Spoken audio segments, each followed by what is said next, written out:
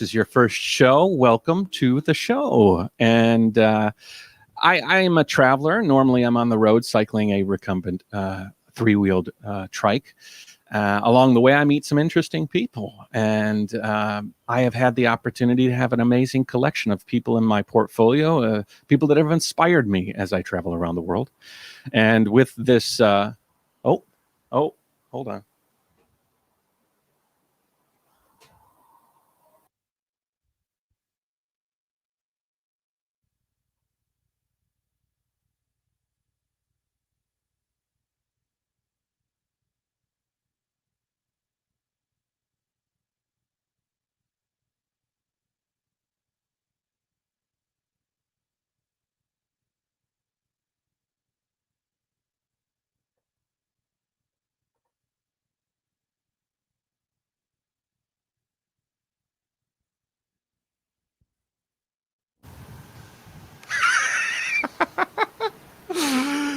Well, hello now. Let me do that again. You see, this camera should plug into a battery backup, which I normally charge, but the battery backup was not charged. Can you see me, Cody? Just give me a nod if you can see me. Okay. Well, you know, if you start out with the biggest problem and you overcome that, then everything else is easy, right? So anyways, let me start again. Hello, everybody, and welcome to the to the JaYoe Travel Show. My name is Matt. Normally, I'm traveling around the world, but traveling around the world has me meeting all sorts of amazing people, and this show allows me to share those people with you. So, without further ado, let me introduce you to Corey.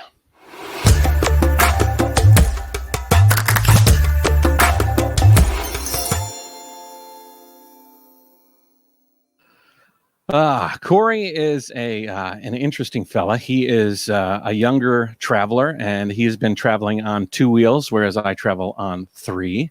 I've scrubbed his channel and all of his amazing content. Now, Cody's got an interesting technique for travel. He's got an interesting mission. He's trying to make it work so that the traveling aspect can be a way to make money as well. So I put together a little montage of some of his content. So we'll play this, and then we'll bring Cody on, and he can tell you a little about his life himself. Welcome to the video, everyone. So for the next 24 hours, we're going to be doing the 24-hour McDonald's challenge. It actually creeped me out when we saw this from a distance. We just came across this abandoned fashion hotel. Yeah, it's like the complete... Hey, how's it going, Cody? Good, mate. How are you?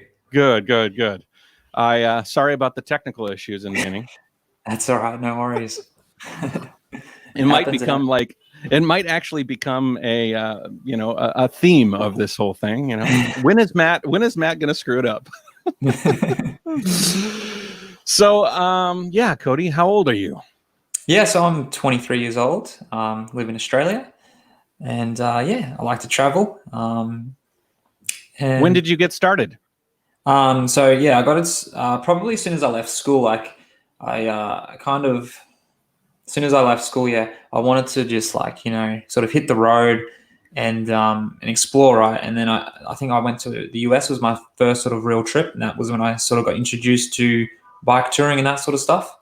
And that's kind of where it all started for me. So yeah. Now you are a bit more of a lighter setup than me. Obviously, you would consider. Are you like a bike packer? Would you consider yourself more of a bike packer? I would consider myself a bike packer now. Like when I first started, it was touring, like bicycle touring with panniers and things like that.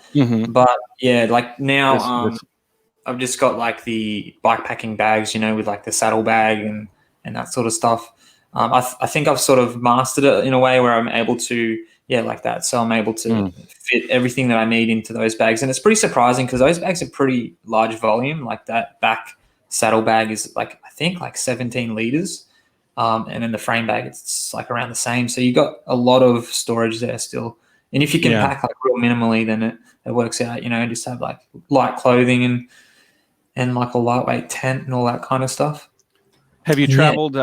Have you traveled with your bike packing kit in cold weather? I always thought that bike packing would I don't know, lose some of its benefit if it was, if you had to carry all your winter gear. Yeah, for sure. So I haven't really been on a sort of an expedition, sort of full on tour yet, or backpacking trip since getting my setup. I just got that like the start of this year, and obviously because of COVID and stuff, I haven't been able to travel like across country or anything like that. So it's just been shorter trips, but it's even still pretty cold around here at the moment. Like where I am, like it gets down to like 4 degrees Celsius some nights. And I just did a recent trip along the Great Ocean Road, and it was raining like most of the time. So I had like winter clothing there, and I sort of was able to get by. But yeah, I'll have to. How far have you traveled? Like, you mean like overall, like all up? Yeah. How many kilometers? Well, that's a tough question. I'd have to sit down and calculate it. But it's I've been like a few like longer tours. Probably like 3,000 kilometers, something like that. Yeah, I don't know, man. Like, and then it's just like shorter trips as well. So. All right. Tens of thousands. I'm trying to tell people how impressive your story is. How many countries have you traveled through? Yeah, so the first one was the States. And then Japan. The UK, just got back from a UK tour, so it was in France. Flew into France, then rode up into like England and the UK, and then over to Ireland as well, and Australia as well. So I've been up the east coast of Australia. So I rode like Melbourne up to Cairns along the coast there, and a bit of Tasmania as well. And yeah, that's about it so far. And hopefully, I can do a lot more after current situations. But yeah, like maybe like New Zealand or something like that. I think there's hopes that they're going to open a travel bubble soon between Australia and New Zealand. So it'd be cool to hop over there and do like a complete tour, like right down the middle of New Zealand. So that'd be pretty nice.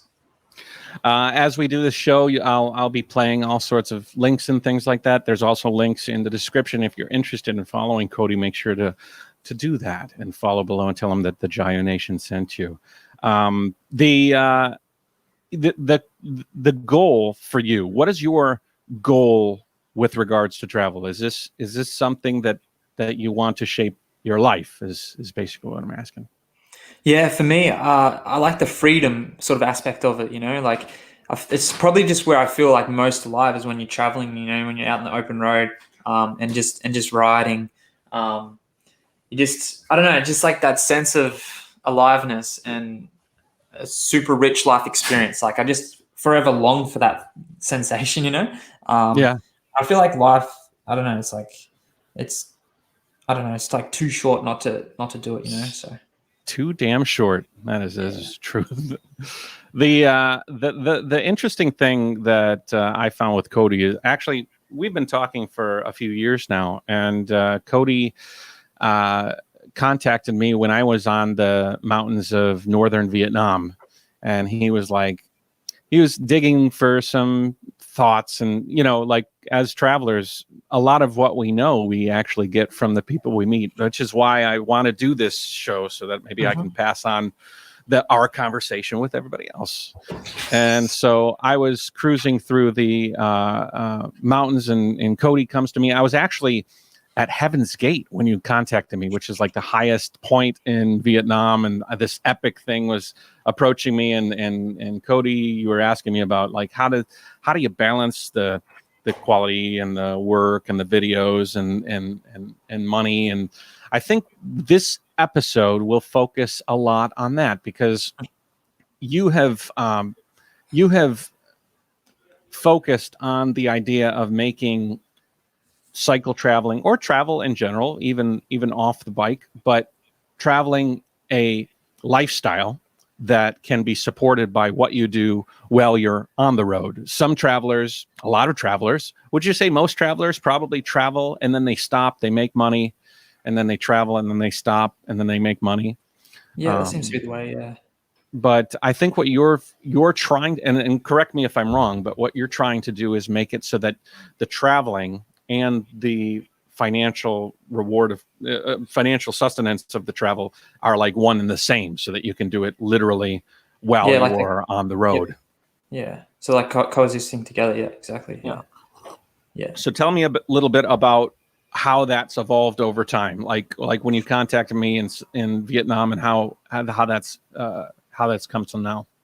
Yeah. So first of all, it's awesome to chat to you in person, because we've been just chatting through Messenger for a while. So, but yeah, like when I first sort of had this dream or desire to want to travel and make it a long-term sort of thing, I was flying to a different country, and I had some savings from because I actually sort of started off trying to make money, like buying and selling stuff on like from thrift stores and selling it on eBay and doing that. And it wasn't really sustainable because I couldn't like send stuff off or buy more stuff while I was on the road. I was sort of trapped by my location, and I wanted to make it location independent.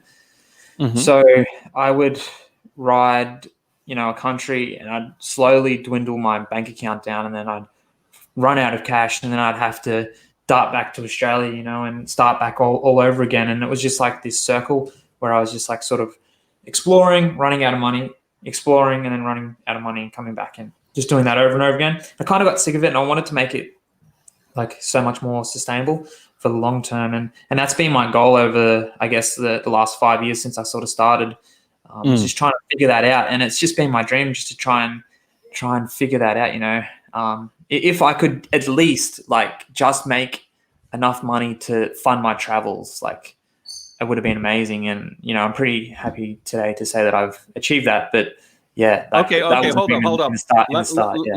Let me pause you. Mm-hmm. So what number do you need? Because we're going to talk about numbers. We had talked about this already before the show. You're open to talking candidly about, what you need and what you have and what you're making. So what was the number way back in the day when you were like, if I made this amount, then I could travel forever? Dude, it was a crazy low number. That's one of the amazing things about bike travel is like it's so cheap, right? Yeah. It was like probably 1,000 Australian dollars, something as low as that, just to cover food. Because like when you're traveling by bike, you can just camp on the side of the road. Like you don't need to pay for any places. And then obviously you got the expenses for like flights and stuff maybe. But yeah, like if I was making at least $1,000, like just like online somehow and keeping that consistent every month, then that would have been my dream come true. And yeah. Okay, when did you hit that $1,000 mark? I'm not exactly sure when. Hang on, do you remember when we were talking behind January 2019? Yeah, there you go. So yeah, it would have been, I don't know, maybe a couple of months after that or something, I reckon. Oh, really? Yeah. Wow, that's awesome. Yeah. So it's been pretty cool. So you left that in the dust, though. I mean, how much are you able to make from your journey now? Like what you're doing on your journey? Yep. So at the moment, it's 10K for me a month at the moment. So, and that's Australian dollars, not US. So yeah. So you're making 10,000 Australian dollars a month. So. So how the hell do you do that, man? 23-year-old world traveler making 10K a month, and he can do it from the road. Tell us.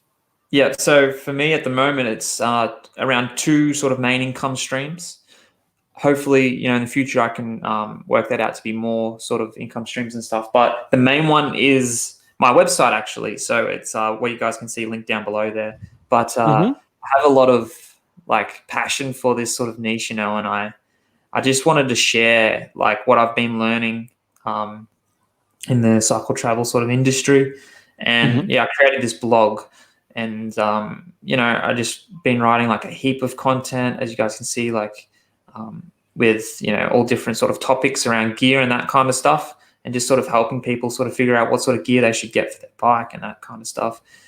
And I realized like there's kind of like a pretty lucrative way to sort of make income from that, and one of the ways is called affiliate marketing. So this is where you'll suggest a product or something like that, and if someone is interested in buying that product, I see it as a way of just helping them sort of figure out and make a confident buying decision on buying the item that they're looking for.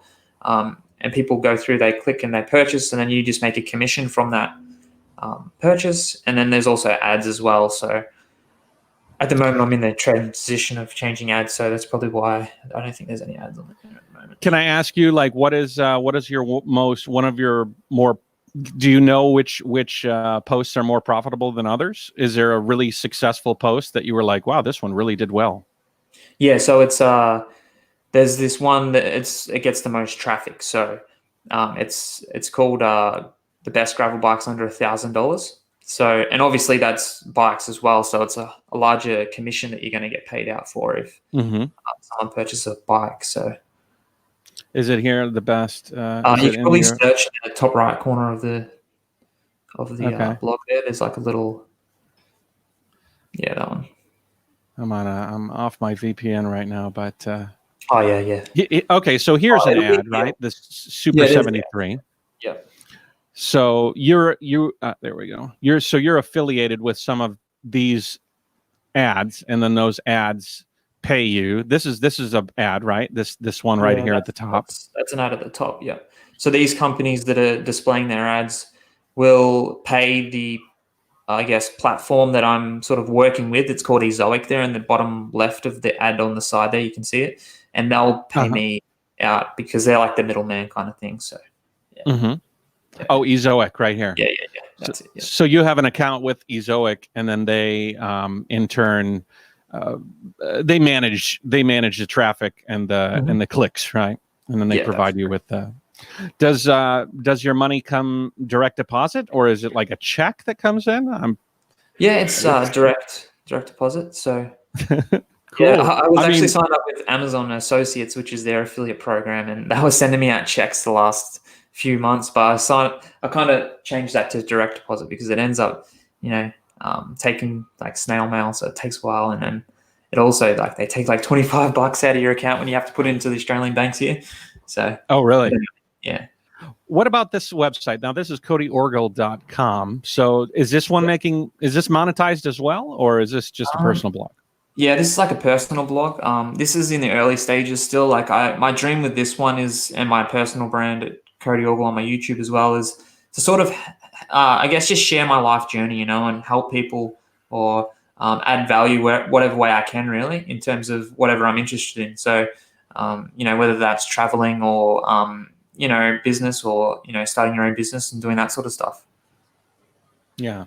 I mean, like this, this is quite an amazing thing. Like the ability, I think everybody's kind of chasing this goal. Everybody that is traveling around the world, and honestly, everybody's trying to find a way to sustain their life and their dream at the same time. And oftentimes you've got to sacrifice the job for the dream, or the dream for the job. And it doesn't quite gel together. And it seems like you've been able to find a way for it to gel together. And that's really commendable, Yeah. What so somebody's out there watching and they're like, well, Codey must have gone to school, when he was younger. You're pretty young already, but you must have gone and earned a bachelor's degree in marketing, and you're a professional writer. You must have written tons of content. I could never do this. Tell me a little bit about the progression of how you learned and how you earned the confidence to actually get started, because a lot of times taking that first step is hard. Yeah, that's the thing. Like, it's funny because back in school, like in high school and stuff, I really struggled in English, right? So I just really I wasn't very good in terms of getting grades for English. And it's funny because that's most of how I'm making my income now is through writing, which is crazy. And also I didn't mention, but my other income stream is like social media managing. So I manage some accounts, some brands accounts, and put out their content and things. And the way, like, I don't even have a degree for that as well. So it's just through like life experience, really. So I started my own personal brand on my YouTube and that sort of thing. And I was just putting out content, trying to figure out, how things work. And over time, you just, you learn, whether that's through doing or whether that's through taking courses, doing that sort of thing. Like, there's just an abundance of information online where we can just go to a course and learn whatever we really want to. And I just didn't really want to go that traditional route. I didn't want to get into debt and go to school and like university and do that. So what sort of investment, like you say, did you do any courses, or was it just really reading public blogs and reading and watching YouTube videos? Did you actually download one of those 10-step courses, or, how to become a blogger millionaire or anything like that? Yeah. So in the beginning, it was more just YouTube, right? And just sort of figuring out the basics, because there's heaps of content about, like how to start a blog as a beginner and that kind of thing. And if you really want to just get started, that's probably a good place to start, just to, understand the industry and how things work and all that kind of stuff. And then I just want to take it a step further. So I made the investment and I brought a course. It's like it has 60 steps. So it tells you exactly what to do from the beginning of starting up your website till replacing your income completely with the income of your blog. So that's the whole idea behind it. So what's the name of the blog? Oh, what's the name of the course? Yeah, so the course is called Income School Project 24.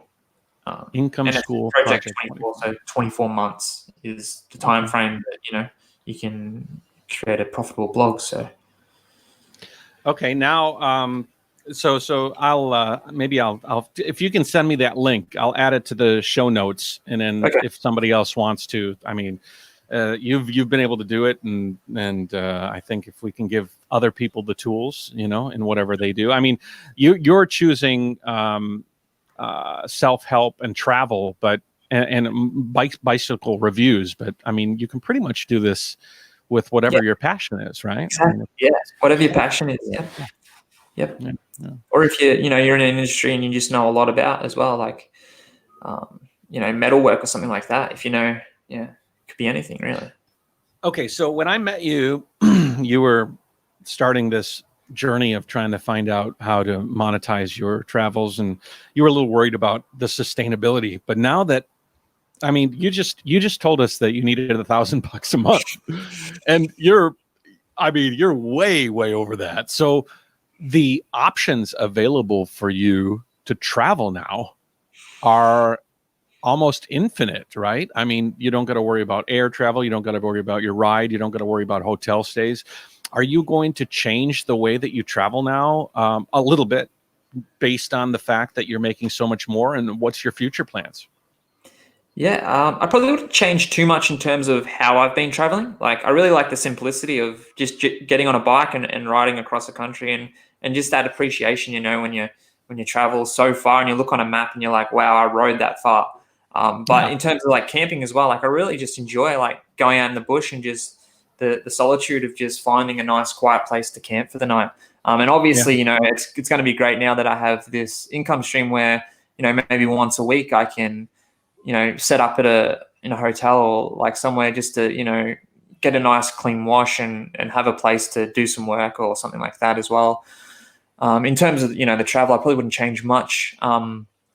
But definitely the consistency of travel and all that will definitely increase, I hope, after, restrictions and things like that have quieted down. Well, I mean, that's an interesting thing, because you're actually kind of doing gear reviews, right?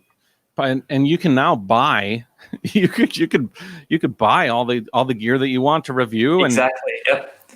And what's funny is that other people will probably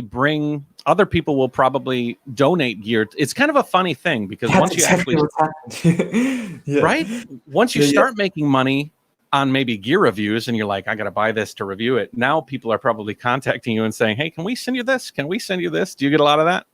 A couple of times someone's reached out to me, but I've actually reached out to brands, and I'm like, because obviously you got to offer value, right? So it's like, I've got this many people coming to my website, and if I can do a review on your product, then you're going to get like this many eyes on it. It's going to be a win-win, I get a free product, they get it like a promotion as well. And that's what I've done. Like, I've reached out to heaps of brands in the industry, and I've probably got about 10 to maybe 15 brands send me some stuff.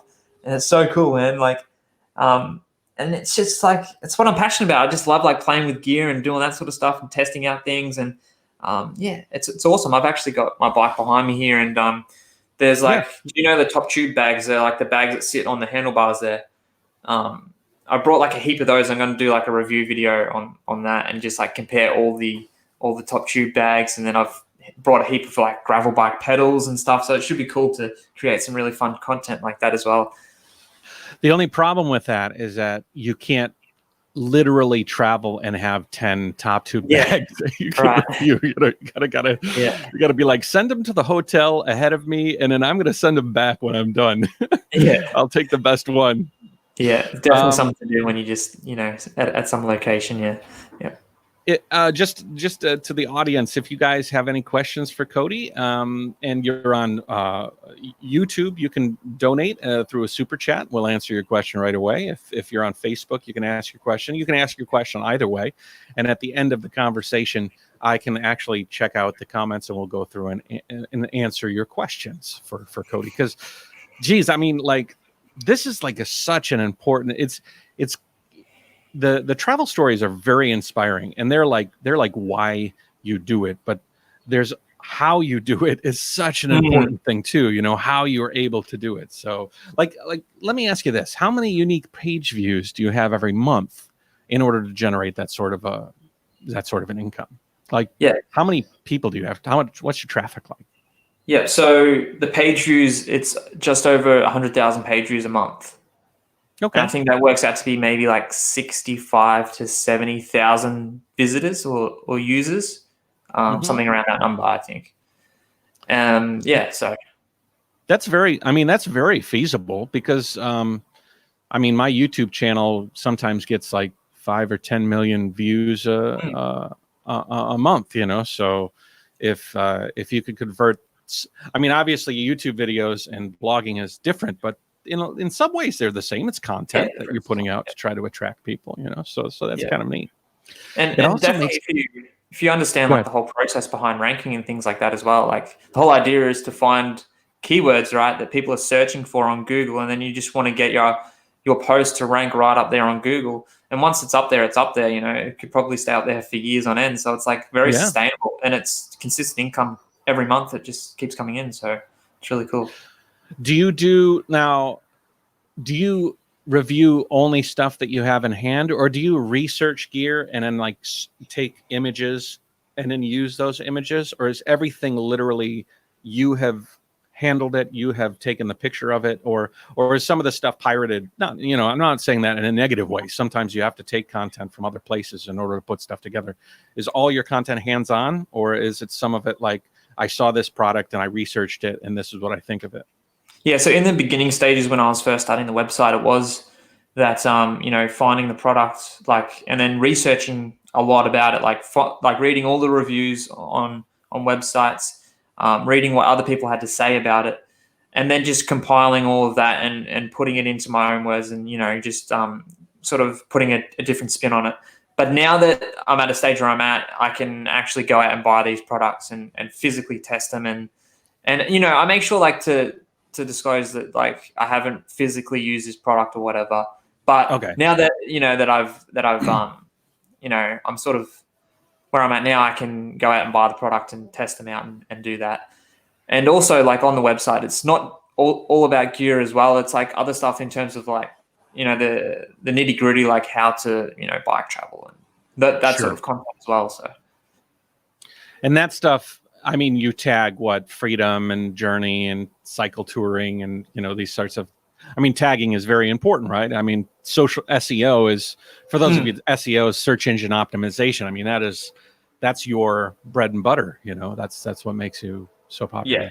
Yeah. So the key is like to do the research on Google, and there's a few like keyword tools you can type in like a main keyword, and it will, like Google even suggests like this is what other people have been searching for, like similar questions related to that keyword. And then you just make sure that you answer those sort of questions and you touch on those keywords in the article to, increase your chances of being ranked. So, And so tell me what's the funniest or the most out of the way place that you made content that ended up making you money? I'm curious.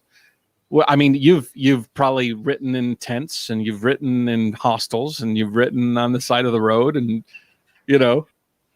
Oh, like where I was at the time, you mean? Yeah.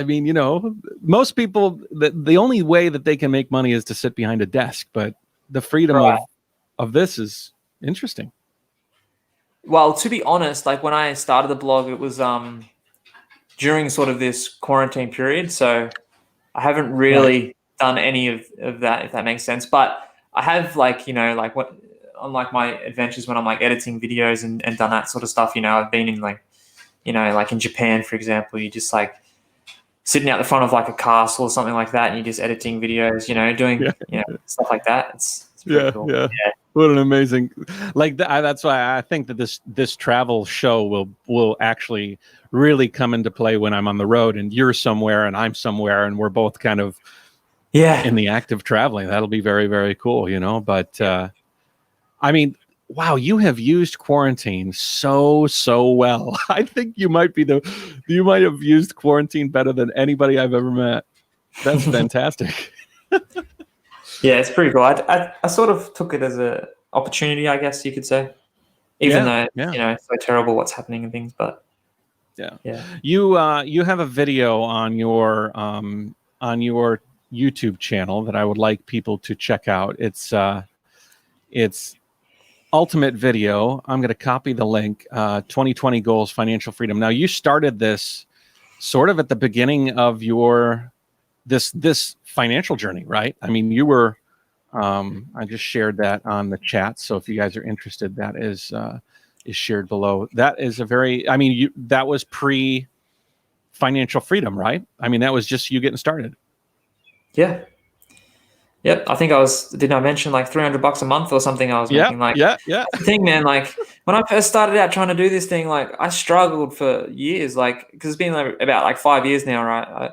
I remember like I was probably making like that amount of money every month for months on end, just trying to figure it out. Like, and obviously I have the luxury where I'm at home with my parents and things, where I don't have many responsibilities in terms of financial stuff. But yeah, it's amazing, man. Congratulations. It's so interesting to like some people might look at you and discount you because of your age, like age is it's all about like perseverance, right? I mean, it's all about, it doesn't matter how old you are, it matters how tenacious you are, how much you want the goal and what you're willing to put into it, right? Yeah, for sure, man. Yeah, definitely. Now you do you have your mission board there? I'm curious. I think it's packed away because I can get it out if you want me to. It's just over there. Yeah, go ahead, grab it. I'll tell everybody what a mission board is. So if you watch that video, you'll see that Codey has this whiteboard next to him full of all sorts of notes, inspirational notes. He's got a copy of The Secret, and he's got behind him, he's got a mission board. And was the mission board, was that useful for you? I mean, was that something that you were like, I'm glad I did that?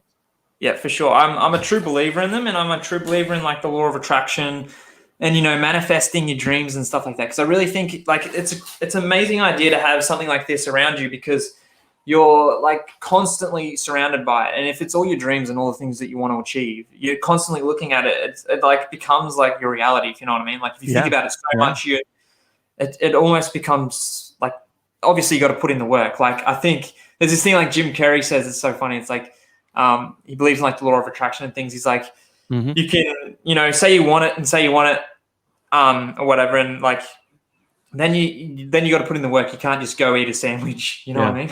Yeah.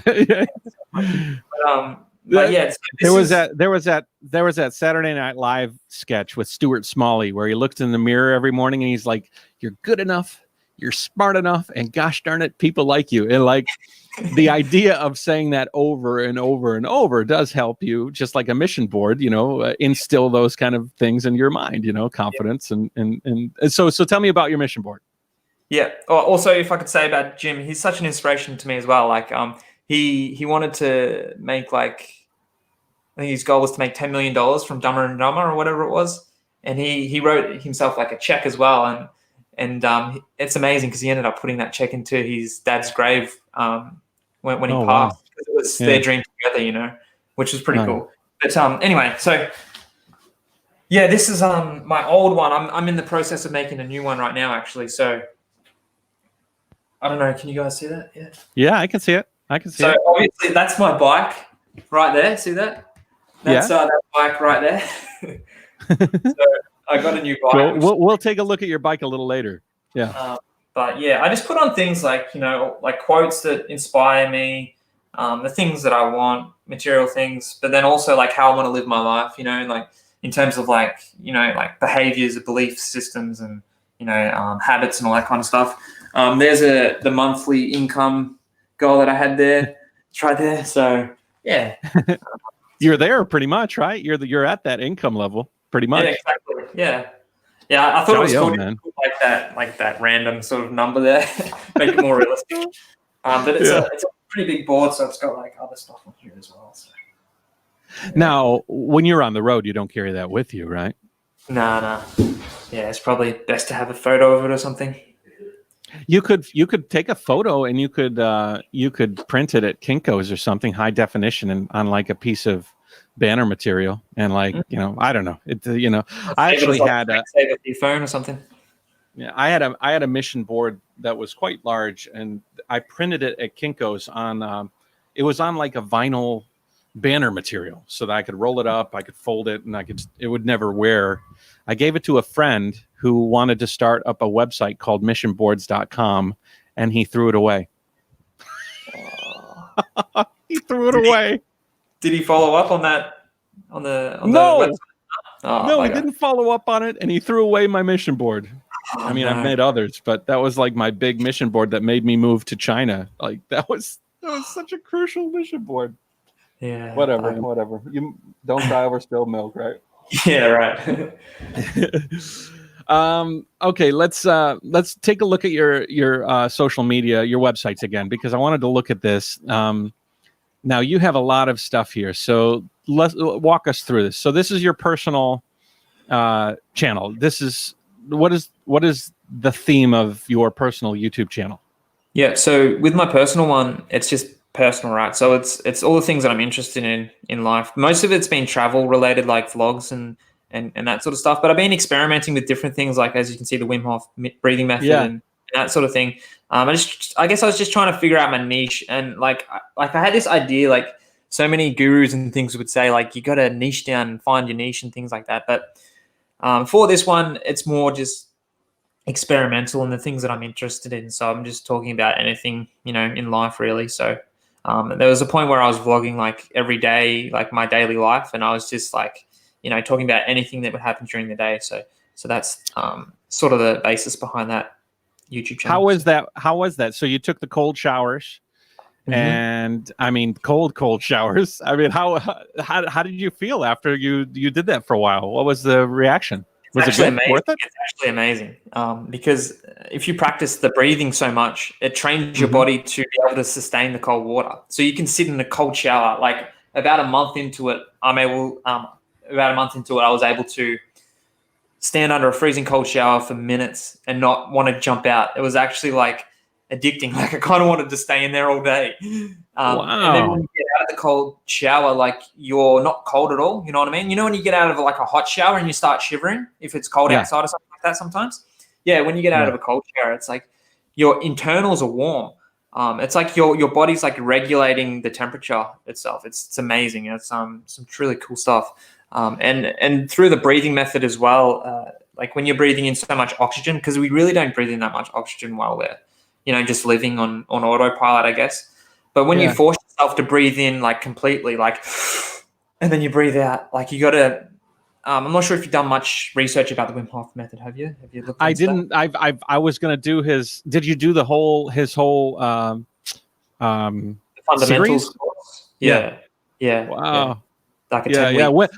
Tell us about who is Wim Hof. Wim Hof. Yeah, so Wim Hof, I would call him like a sort of like a hippie sort of yogi sort of dude. Like I think he's Swiss, maybe something like that. And they call him the Iceman because he's able to do some really amazing stuff in freezing environments. So he's been able to run a marathon in the freezing cold. I think it was maybe on Everest, or he's also done Everest in board shorts and no shirt, and he's swimming under freezing lakes, doing that sort of stuff. And he's actually proved this through science that his that we're able to regulate our body in cold water and control like our reaction to the cold. Like instead of being overtaken by the cold, he's like figured out a way to become a master of the cold. It's pretty cool. So I just very cool.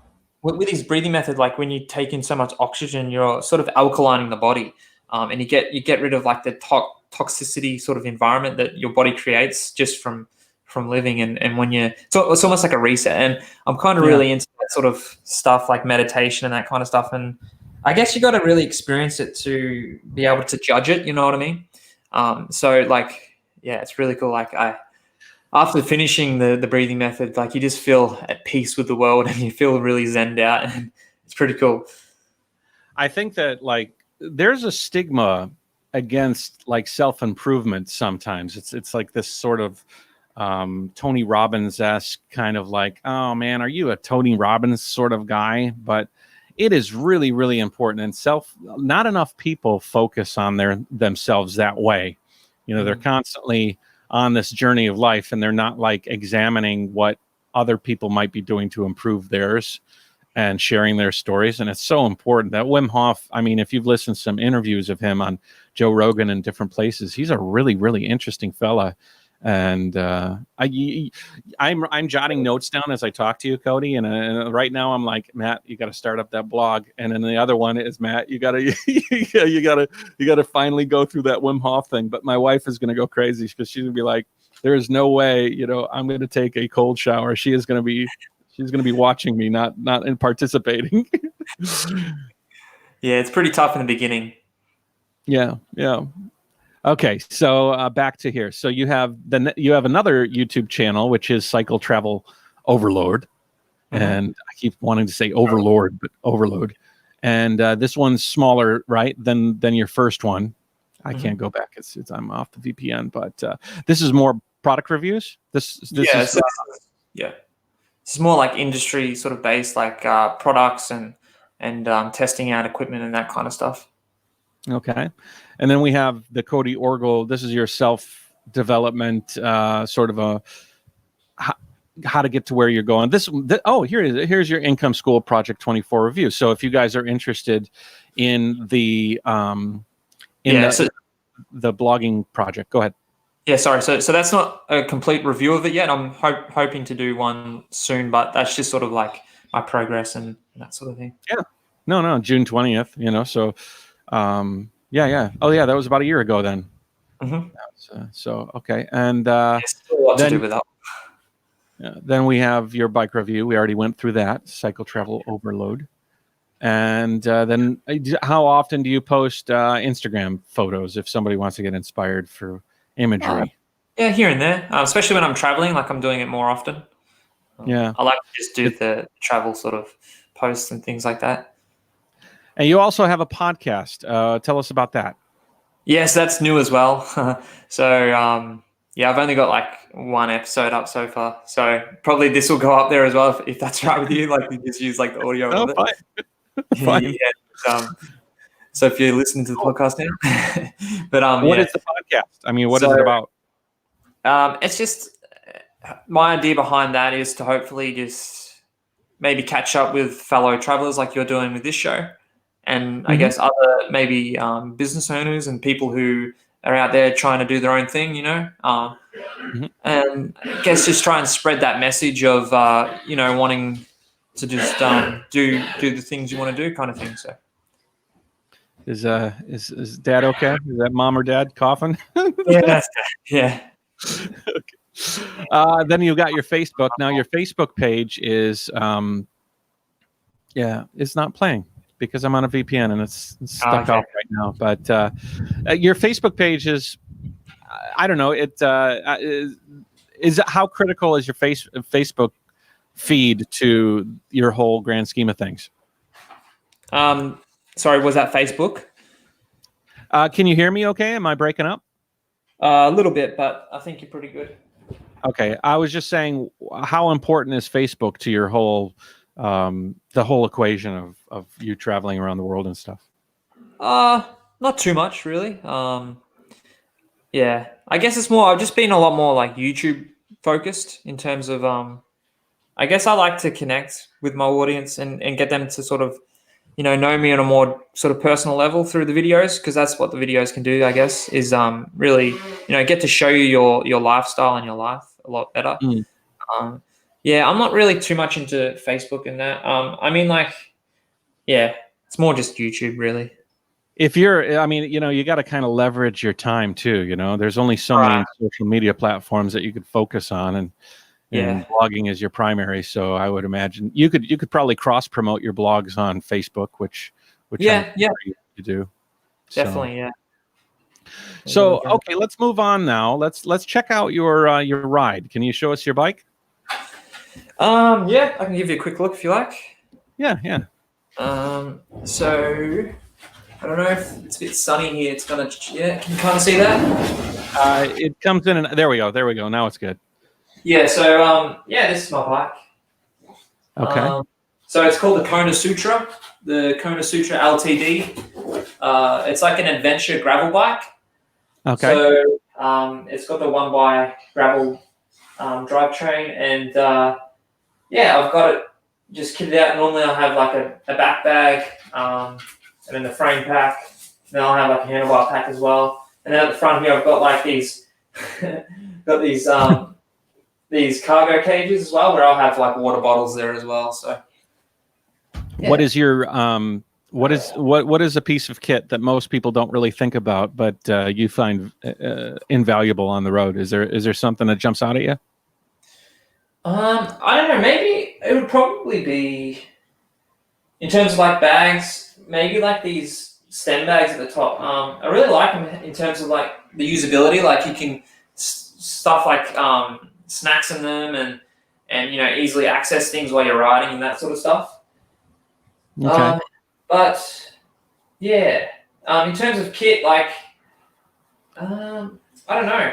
Maybe my Trangia, to be honest. I kind of like the Trangia. Have you heard of that? It's like a cooking sort of like a cooking like stove thing. So okay, yeah, it's pretty handy. You cook up some really mean meals on that. So, and I guess food's everything. So, so you cook and you travel and you tent it, and you're a bit more of a roughing it sort of traveler than me. I'm normally bouncing from hostel to small hotel to, like, I like the social aspect of that. But do you ever get like, I noticed, like, because I've watched you for a long time, and do you end up getting a bit lonely staying in the tent all the time? I would get too lonely going tenting it as much as you do.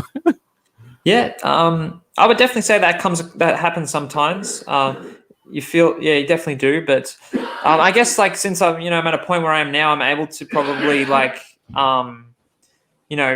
do sort of travel like you travel sort of thing, and stop in hotels and do that kind of stuff. But when you're on the road as well, like at least from my experiences anyway, like I meet a lot of people on the road, and you just like start chatting to just random strangers about life, and cool things. Like, I guess it's that vulnerability of being on a bike. People see that and they're like, that's a traveler, like, and they're just so interested and they want to come up and chat to you.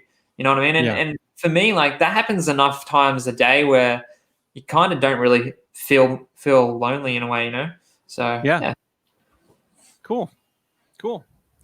Well, I like the hostels. I like the people. I like sitting down. Yeah.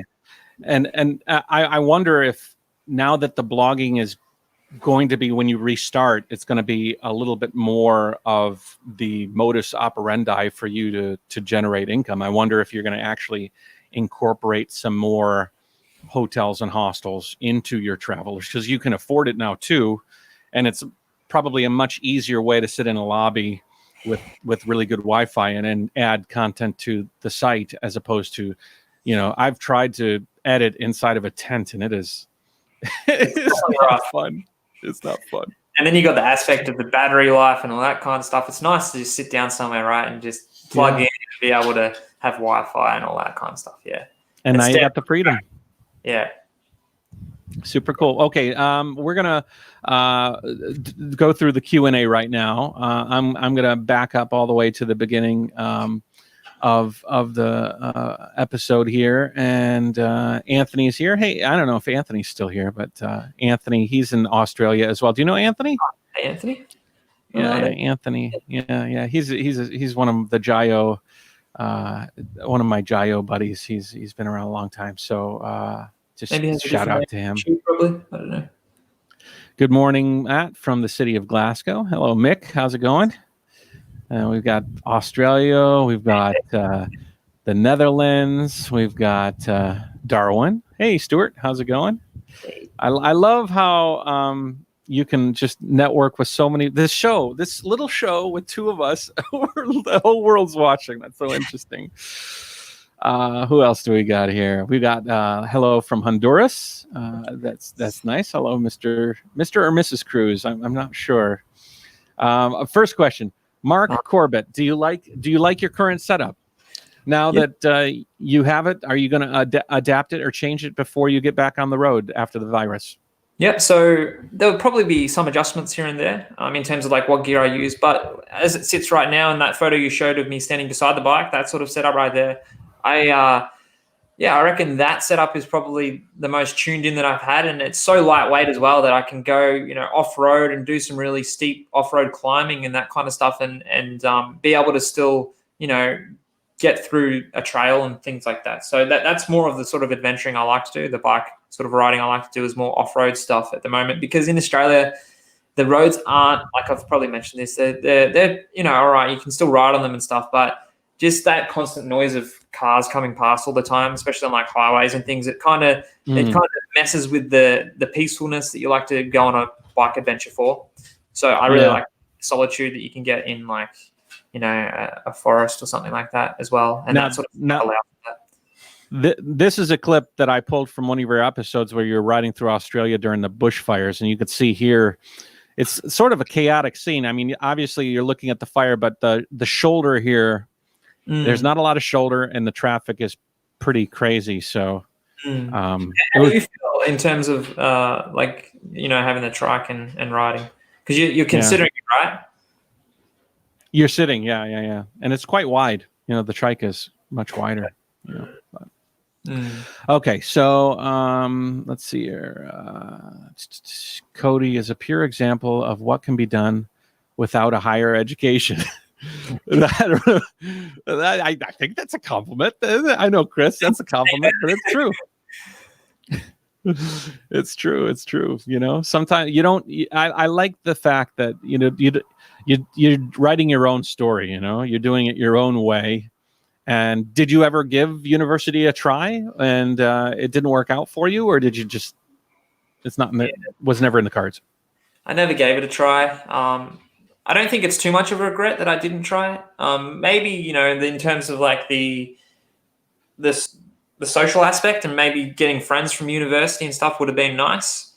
But yeah, I guess when I was just in year 12 and finishing year 12, everyone was wanting, like most people in the class were, thinking about where they're going in terms of university and things. And I was already thinking about like, what business do I want to start and that kind of thing. So I guess I was just, a different sort of path for me.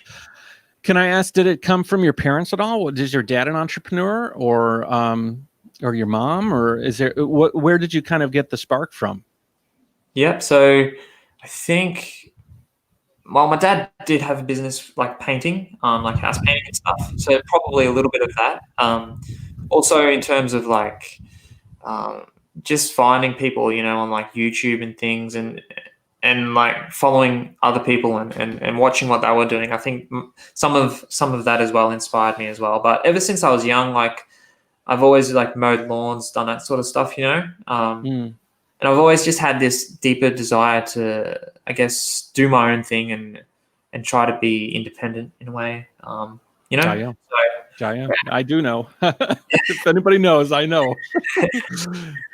Yeah. What about this? Damn, you guys are not in the 9-to-5 system. Yeah. How is that possible? Well, you just gotta take the leap, right? I mean, it's not that hard. It is hard, but it's not too, right?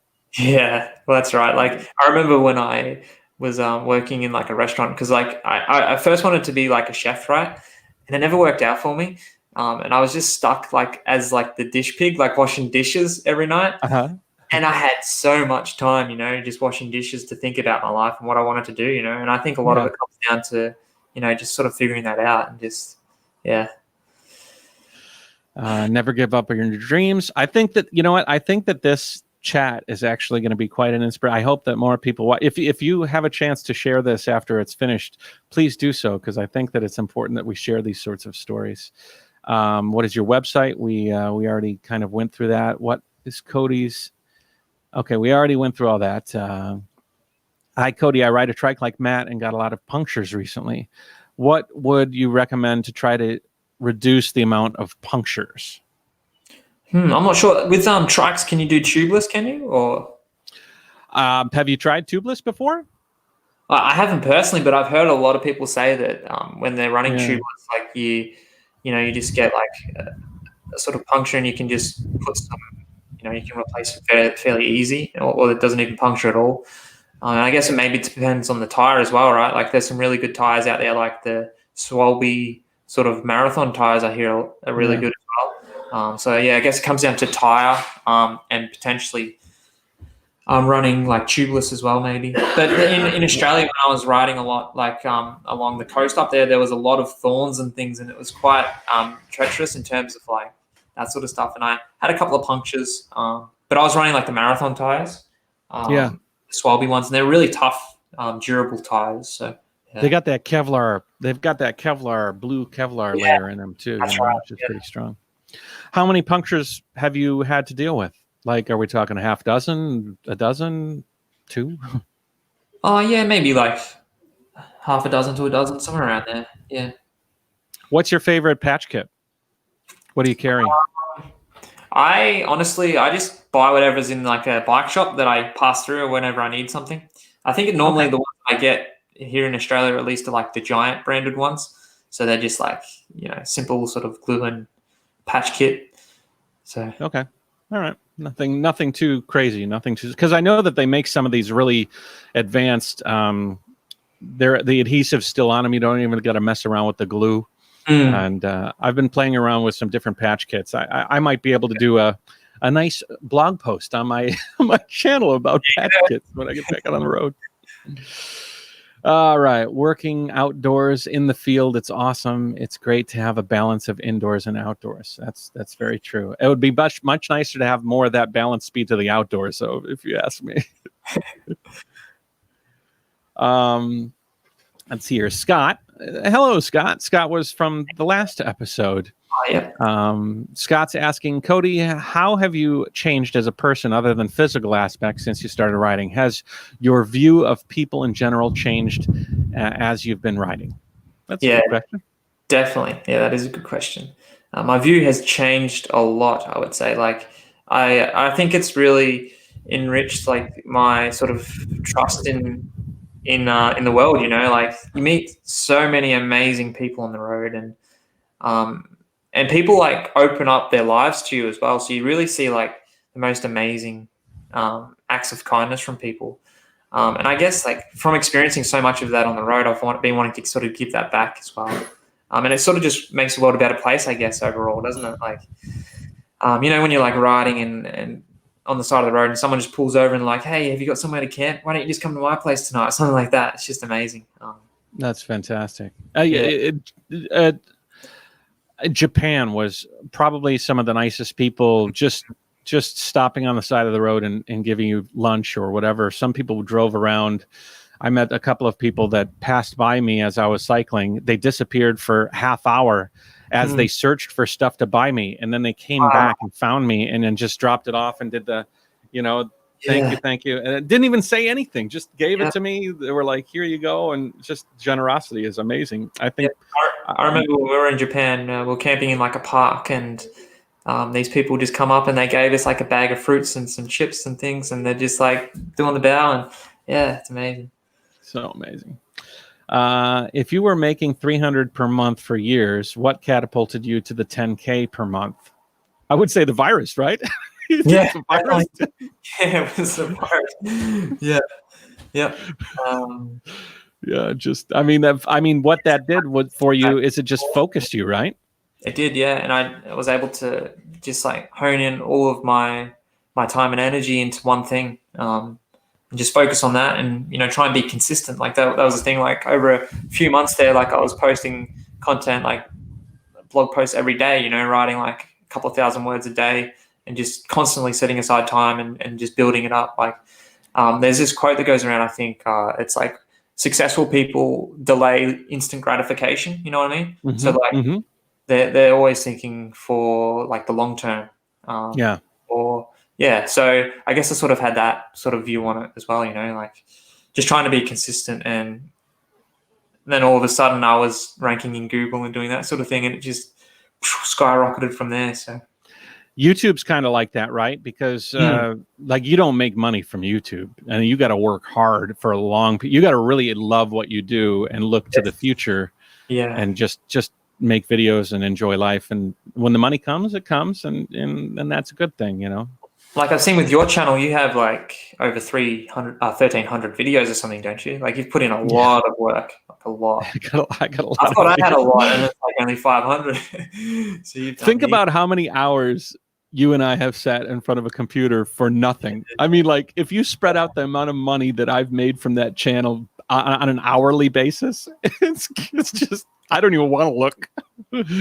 There's also other benefits to it too, right? Like in terms of potential or using it as memories, so you can watch back and record your memories of life and stuff. Well, I mean, the YouTube channel, that's what I'm saying, is that the money is secondary, right. like if you did look at it from a monetary standpoint, you would drive yourself crazy, but you don't have to, because you enjoy doing it anyways. Exactly. We have a few people that are debating on whether Wim Hof is. Oh yeah, here we go.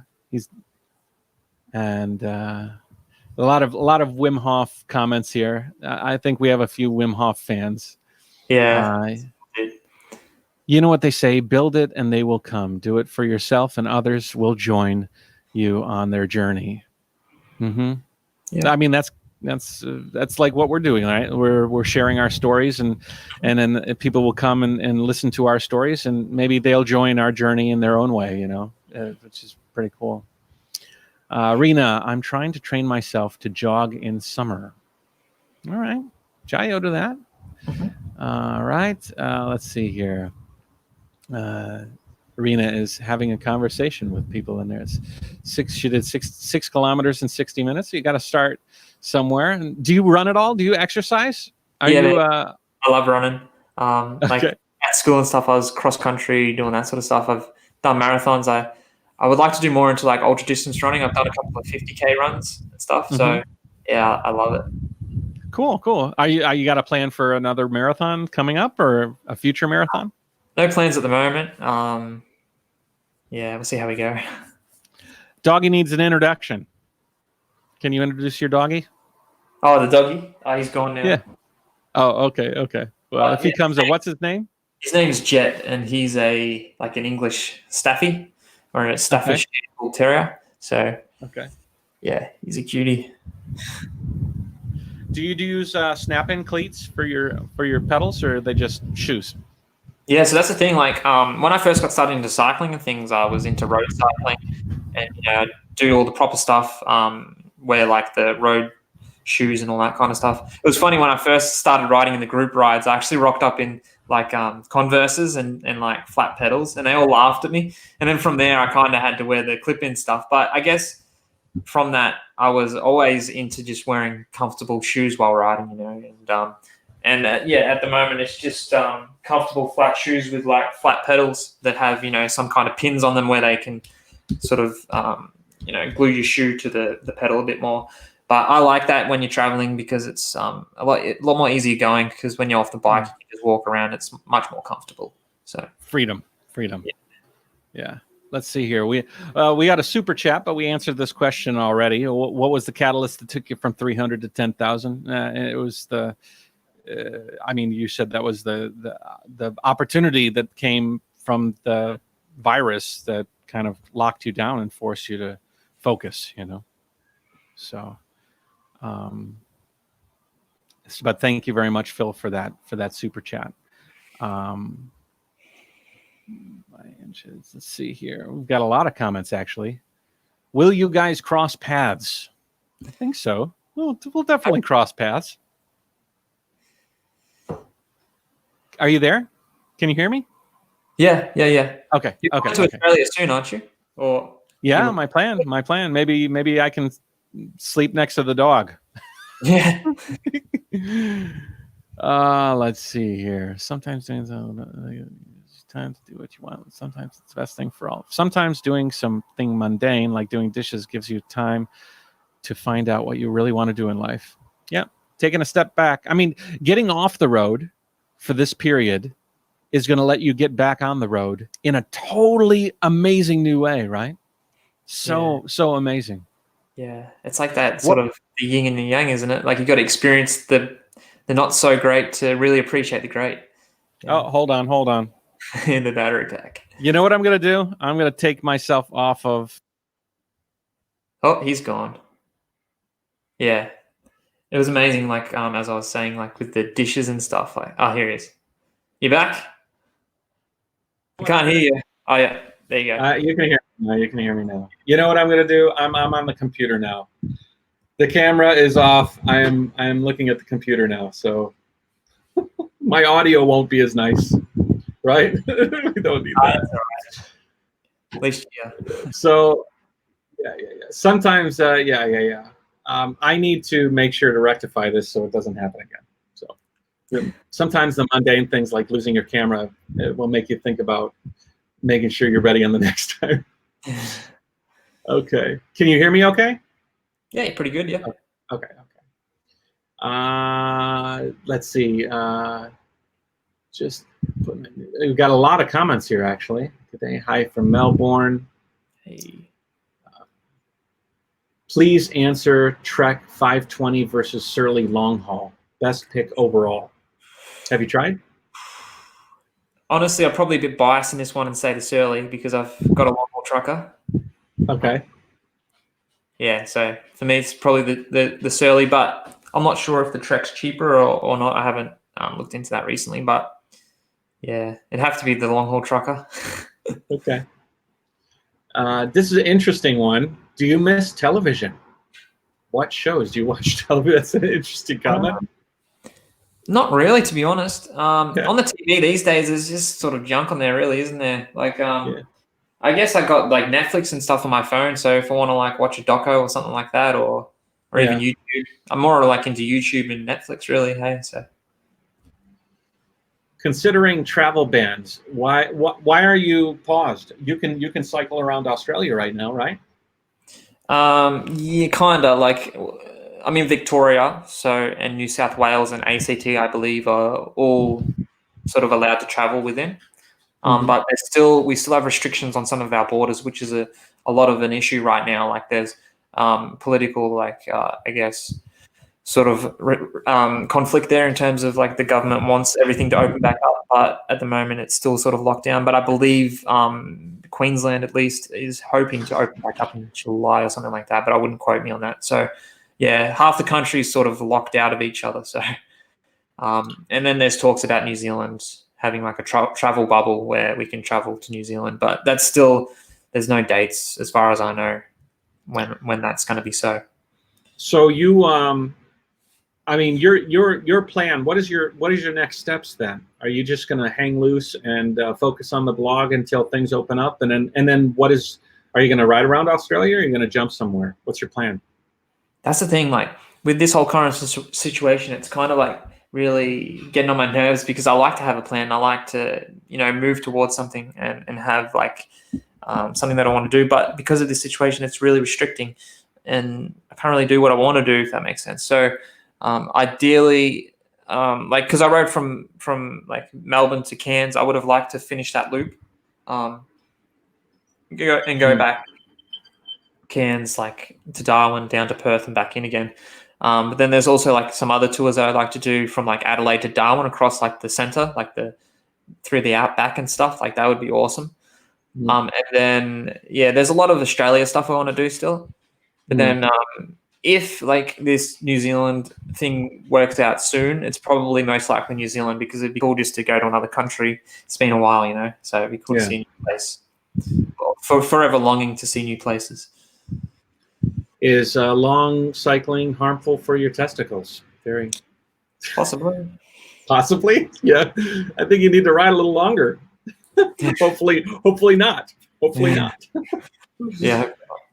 Let's see here. Darren Broadhurst is an update here, has a broken wheel hub, but he's getting a new one from Aza. Darren was my first guest, and he's in Australia, and he started cycling Australia, but his hub failed on him right off the gate, which was really unfortunate. But hopefully he'll be up and rolling here pretty soon. I reckon another 4 to 6 weeks in the States. Oh, there he is. Jeff, right? You said Jeff? Jet. Jet. Yeah, Jetty boy. You're on camera.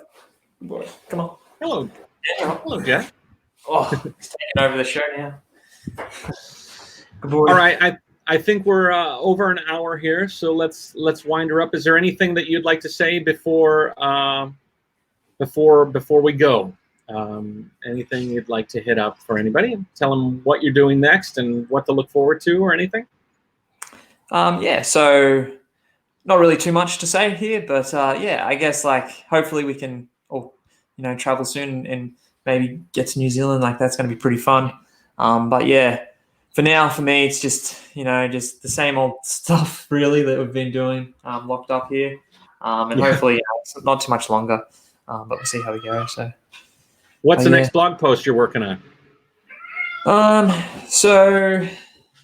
There's a couple in the works. I've been doing a bit of writing about like the roll-off hubs and stuff like that, sort of stuff. I've been wanting to learn a bit more about that, just understand like how everything works and that kind of stuff, and also like potentially like dynamo hubs as well. Like I've been doing a bit of research into dynamo hubs because I'm thinking about getting one for this bike because that'd be pretty cool just to be able to charge your stuff while you're riding on the road, and use that pedal power for good. So, yeah. It does increase some resistance though, so you'll have to write that into your blog post, Yeah, that'll be Okay, man. If anybody's interested, take a look at all the links below, and like I said, we all inspire each other, and so we thank you for sharing your story with us, Codey. Codey also gave me some friends of his, the Biking Viking, and some different people that hopefully I can reach out to. And I have known a lot of these people for a long time, but if any of you watching have an opportunity to recommend the Traveler to me as well for a future show, let me know, because I think that I think this show would be great. It's nice to be able to share the stories with you, and I just enjoy talking to different travelers and whatnot. Yeah, it's pretty cool. Some of those people you meet up on the road, like some of those people I sent you through, like you just randomly meet them while you're touring. So it's pretty cool. Yeah, isn't that crazy? Like some people travel and you'll never hear about them, but they have the most amazing stories. They don't blog it. They don't have a YouTube channel. They're just not on social media. And maybe this would be an opportunity to bring those people to you and the world, and share them. So that's great. The next episode that we have is going to be Sylvia Helper. If you guys are in the trike community, you know her. She's a bit of a legend, and she cycled around the world. Was Morocco, single woman cycling through Morocco and South America and some Central America, and some pretty amazing stories. So I'm excited to share her story with you guys. Thank you very much, Codey. I'm gonna go solo on this, and you just hang on the stream, and then we'll talk when I end. Okay? Okay. No worries. Thanks for having me on. No worries. Thank you. So thank you very much for joining. Sorry for the technical issues. I'm jotting notes down every time to make sure that I fix these problems, and I think mostly it was good. Look forward to you on the next one, and thanks again. If you want to follow the JaYoe Nation, I have many different ways for you to do that. Their links are all down below. I have a Patreon where you can join, and I have a new blog that's going to start growing. I have a new blog. Thank you, Codey. Take it easy, guys. Bye-bye.